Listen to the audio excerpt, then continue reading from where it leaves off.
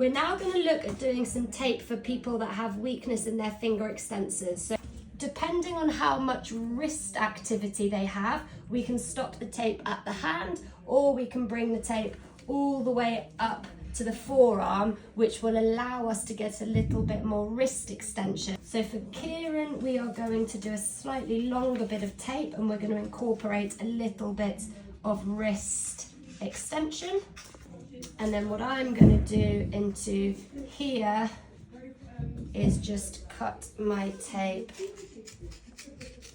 down the middle.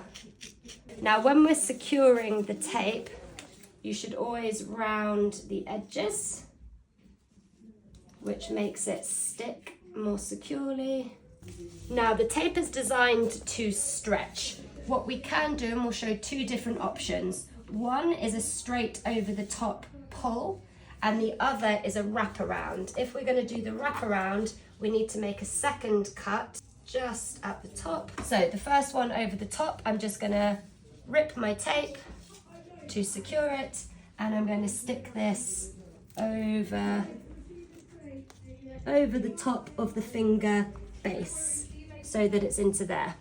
Now what we don't want to do is pull the tape really hard, so I'm just going to gradually unpeel this, and as I unpeel it, you can see that you can stretch it all the way up or let it recoil down. You're wanting to do, that would be 100% stretch, that would be about 50%.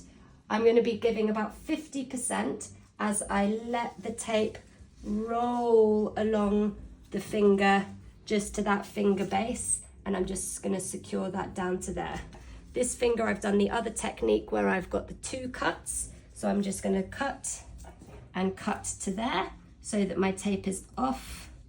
And then this one I'm going to wrap around, so I'm going to come round under there so that the nail is free, and then on this side I'm going to wrap around and cut under again just so that the nail is free, and I'm just going to overlap them on each other. Again, I'm thinking about that finger extension, so I'm going to want to give some tension on the tape. So again, I'm going to pull to about 50%, and I'm going to stick that down onto the finger and secure that as I go, so that both fingers are taped.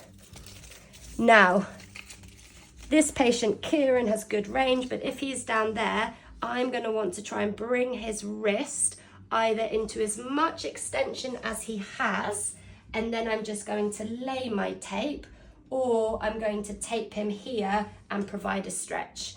Both work, but for the sake of this, I'm going to bring him into extension because I know Kieran can maintain that position, and then I'm just going to roll my tape down.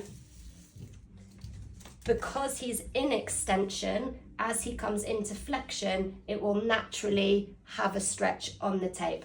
And what we should find here is that his wrist is wanting to float up a little bit, and these fingers are wanting to maintain to a little bit of extension.